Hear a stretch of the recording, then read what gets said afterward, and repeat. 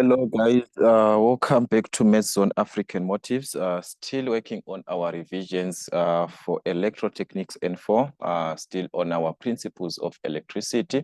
We shall be focusing on the question paper which was written in April 2023. That is the exams for 2023. So quickly rushing through our questions, we were given on question number 2, that was the principles of electricity. 2.1 we're given, why are certain alloys used in the manufacturing of standard resistors for measuring instruments? Why is it that certain alloys used in the manufacturing of standard resistors for measuring instruments? So there we need the reasons, such as the issue of high melting points in this case. All right, so we've got issues such as they have a high melting point and they will reduce current flowing drastically to the instrument. So that is some of the conditions that we can put into consideration when we are dealing with alloys in the manufacturing of standard resistors. All right, we move on to 2.2, whereby we are asked to distinguish between the positive temperature coefficient of resistance and the negative temperature coefficient of resistance. So take note, when you are dealing with the temperature coefficient of resistance, it can either be positive or negative, whereby we have an increase of temperature at the same time resistance increasing. This is a condition whereby we are working with a positive temperature coefficient of resistance. So it means we are going to have the higher the temperature and the higher the resistance of the material. But for a negative temperature coefficient of resistance means the higher the temperature, the lower the resistance of the material. So meaning to say this one, a negative temperature coefficient of resistance, it opposes when the resistance is increasing, the temperature, that is the resistance there is going to oppose to the temperature. So when the resistance is increasing, the temperature is going to be lower. When the resistance is decreasing, the temperature is going to be higher. So there's just a difference between temperature versus resistance in this case. All right, so that was our first part of, but then at 2.3, we are given to briefly explain Kirchhoff's first law. Take note, they mentioned the law to measure the first law. Remember, we've got two laws, the current law and the voltage law. So the Kirchhoff's first law, we are referring to the current law, whereby we are simply talking about the current flowing into the junction must be equal to the current flowing away to the junction. So this one, we can simply give it as the sum of the currents flowing towards a junction is equal to the sum of currents flowing away from that junction. So if we are given a certain junction, in this case, where our currents are flowing into and the other currents are flowing outside of this junction, they must be equal. Their sum, those ones that are flowing inside and the ones that are flowing outside of the circuit, they must be equal in terms of what? In terms of their sum. So we are simply saying, if we are to represent the sum of current in, must be equal to the sum of current out. Meaning if we add I1 and I2, in this case, the ones that are into the circuit should be equal to these ones that are flowing away from the junction, in this case, which is current 3 plus current 4. Or we can simply say the sum of currents at a junction should be equal to 0. That's if we take all these currents this side, the sum of currents in this case should be equal to 0. That's how we can simply have this as a description. So that was our Kirchhoff's first law. The voltage law, which is the second law, is the one that we are referring to. The voltage is to say the sum of voltage drops should be equal to the total EMF of that circuit. So we just need to know the difference between these two. All right, on 2.4, we're given in this case a coil with 50 turns of a conductor with a cross-sectional area of 0.2 square millimeters and a mean length of 120 millimeter per turn. There's an inductance of 0.3. So take note of our information in this case. We have a coil, in this case, the number of turns. Let us just try to list our information. We've got the number of turns, which is 50 turns in this case. And we've got the cross-sectional area. We are given the cross-sectional area of 0.2 square millimeters and the mean length. So take note, this is the mean length given as 120 millimeter per 10, per each 10. So this one is given per 10 and as an inductance of 0.3. So we are given the inductance there of 0.3. So that is what we are given, 0.3 Henries. Calculate the resistance of the windings.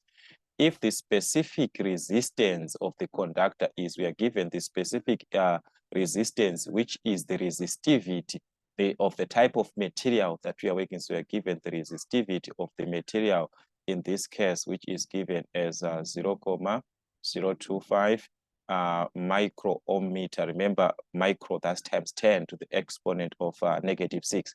So the question is for us to calculate the resistance for this condition. What is going to be the resistance? So that is our question in this case, to calculate the resistance. All right, how are we going to calculate the resistance from the given information, given the resistivity of the material and this information? All right, we know that the resistance is taken from this formula, that resistance is equal to rho L over the area, whereby we talk about the resistivity, the type of material over the area that is inversely proportional to the area. So if we are to check here, this is supposed to be in meters, our length, and our area is supposed to be in square meters, measuring our resistance in ohms. So on this part, if we are to check, we have some of this, the resistivity, which is the type of material we have in this case. The length, we are given the mean length, not the length, the mean length that is 120 millimeter per 10, per each 10 that is going to be taken. Each and every 10, we are going to have 120 millimeters. But us here, we are given the number of 10s that are 50.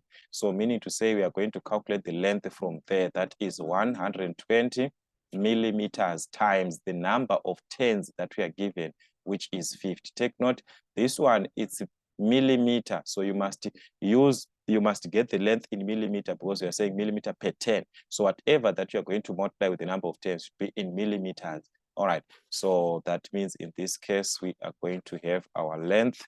After multiplying, it is going to be 6,000.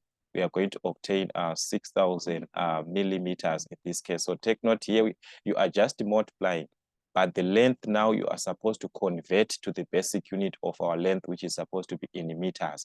All right, so this is what I'm trying to say. Let me show you on a calculator, because this one was actually having an error if you check properly on your paper, but let us just have this together. If you multiply 120 here times 50 like this, we are going to obtain 6,000, which is millimeters. So remember, millimeters means times 10 to the exponent of -3. That is going to give us a 6, not 60, but a 6. So this one is going to give us a 6 in this case. So we're going to have our length as 6 meters, not 60 millimeters. So be careful on that presentation there. The millimeters, this one, that is times 10 to the exponent of a -3. All right, we have the length, our area, and also if you are given your area in square millimeters, you convert that to square meters by multiplying this x times 10 to the exponent of -6. Your area is going to be in square meters. If you are given this area in square centimeters, make sure that you also check the video that is on the resistance, the resistivity part, so that you can understand. So like I'm saying, x square centimeters is going to be x times 10 to the exponent of -4 in square meters. So meaning this is how you convert your area from square millimeters to square meters, from square centimeters to square meters again. All right, so that means we can convert as we are substituting on the formula, the resistivity of material, that is 0.025 times 10 to the exponent of -6 micro, that is 10 to the exponent of -6, times the length of the material, the length of the conductor in meters. Our length is 6 in this case, from the one that we calculated from our mean length. So this whole part is going to be divided to the area.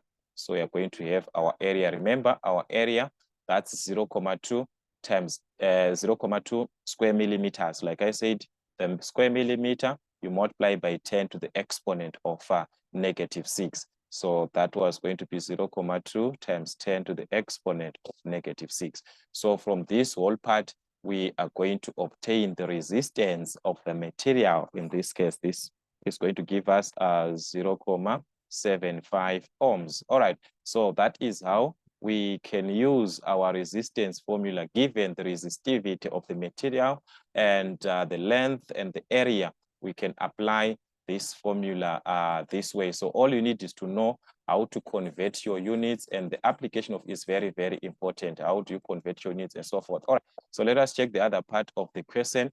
We are now given to calculate the average EMF induced in the coil when a current of 7 amps is reversed. Take note what is happening. The current of 7 amps is reversed in 0.5 seconds.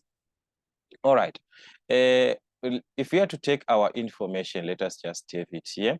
We are asked to calculate the induced EMF. We do not know our induced EMF in this case, but given that a current of 7 amps is being reversed, so what happens with the current when being reversed in 0.5 seconds? Whenever a current is reversed, you divide the time by 2 in this case. So your time is going to be 0.5 divided by 2. So that means our time is going to be 0.025 or 0.25 in this case. So what you need is to divide this value that you are given. So let us just have this one aside. Let's even divide on our calculator. So that's 0.05, 0.25 in this case in seconds. So what you are simply saying is that the time that you are going to have is t given. You are going to use the time given over 2 whenever it is being, when the current is reversed. When the flux is, we can talk about a condition whereby they might give us flux being reversed.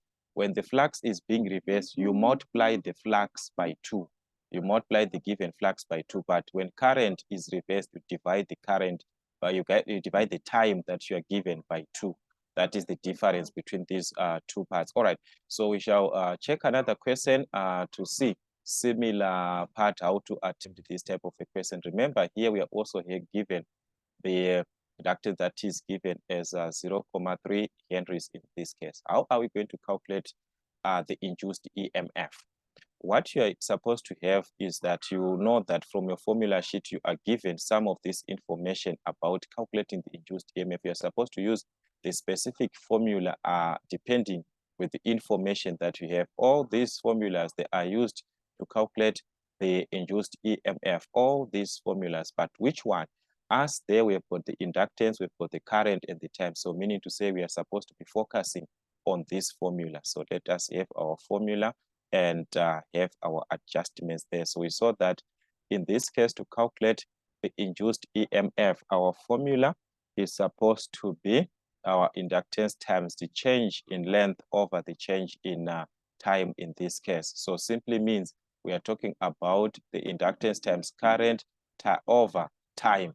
That is from the information that we are given. We are going to simply substitute our values. What is our inductance? We are given our inductance, that is 0.3 henries times the current in this case, which is 7 amps, over the time, our time being 0.25.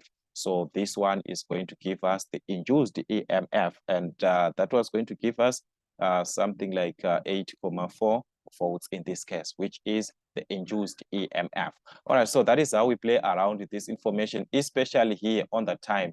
You are supposed to be very, very careful. When the current is being reversed, you have to divide the time by what? By 2. That is how you play around with this type of a question. On 2.5, we are now given a resistor of an unknown value. So we've got a resistor in this case that you've got an unknown value, and a resistor of 40 ohms are connected in parallel. So these two resistors, they are connected in parallel. All right, let's see the condition that we are having there. A resistor of unknown value and a resistor in this case of 40 ohms, they are being connected in parallel to each other. All right, so this is the condition that we are given. This one being resistor Rx and here being the resistor of 40 ohms. So now this connection is connected in parallel to then they are saying a load of 27 watts which draws a current of 3 amps is connected in series with the two resistors. So there's a load that we are having. We do not know what exactly is it that is the load. In this case, it can be a heater, it can whatever that draws current. So there is in this case, whenever there is a current being drawn, it means we are referring that there is a resistor in this case. This load that we are talking about, it have got a resistance. So we are simply going to present it in terms of what a resistor in this case. All right, so this is connected in parallel, but what we are given on this load is that it has the power in this case, so the power that can be accumulated here is 27 watts. That is 27 watts, and also the current that it draws is going to be what? 3 amps. That is the current flowing through here. It's 3 amps. So there's a current flowing of 3 amps. So this being in series with this parallel combination, it means that the current that we are going to have here that is flowing towards the current that is going to be into our parallel circuit is the same current that we see flowing on this load that we see here. So meaning to say the same 3 amps is the same 3 amps that is going to flow and pass into our RX, and also is going to branch into the 40 ohm resistor. All right, so this whole parallel and series part is then connected to a voltage. So we are given a voltage source in this case. So we're just gonna have a sketch of what is happening here. So this is connected to a DC supply of 48 volts in this case. All right. So our question is to calculate the value of the unknown resistor if the circuit is connected across a 48 volt DC supply. What is going to be the value of the unknown resistor? This is our circuit that we are going to be focusing with. So from this circuit, what can we do actually? We have to play around with our information. In this case here, what we know on this part here is that there's a current flowing of 3 amps and there's a power there. So meaning to say we can even calculate the resistance of this part, or we can work with the voltage, because here we know that here the voltage across this load, in this case, this load that we have, and the voltage across this parallel part. So we can even take it as a series part here so that we don't confuse each other, the series part and the parallel part. The voltage here is the same across RX and across the 40 ohm resistor. But according to the 48 ohm to the 48 volt here, if we combine V parallel and the V series, in this case, we are going to obtain the total voltage, which is 48 volts. Meaning to say we can play around with the voltage, not even current. We calculate the voltage across the series part here. Once knowing this voltage, meaning to say we can calculate the voltage across the parallel part. So what are we going to do in this case to calculate the voltage across the series part? From our formulas, this is DC. So remember, from DC, if you are given power, you can calculate this power from I squared times resistance. You can calculate power from voltage times current. You can calculate power from V squared over R. So you focus with what you are given. What is it that you are supposed to calculate in this case? What is it that you are supposed to calculate from the information that you have? So like I'm saying, meaning you can use the formula that has got voltage and current, because already here there's current, there's power. So from this formula, voltage times current, it simply means that current across the series path here is going to be the power divided by the current, divided by the, all right, so we need the voltage here. So we are going to say the voltage across the series path is going to be the power divided to the what? Divided to the current in this case, because we need voltage, so we're going to divide by current. So that is the current across the series path, which is the 3 amps. Or you can start by calculating resistance. It's a choice because these formulas, they work together. So I can simply calculate the voltage direct from this formula. I have the power in this case of 27 over the current of 3 amps. So if I divide this, I'm going to obtain 9 volts in this case. So the 9 volts that we see here is the voltage across the load, that is across this series path that we see. So here we have got a voltage of 9 volts.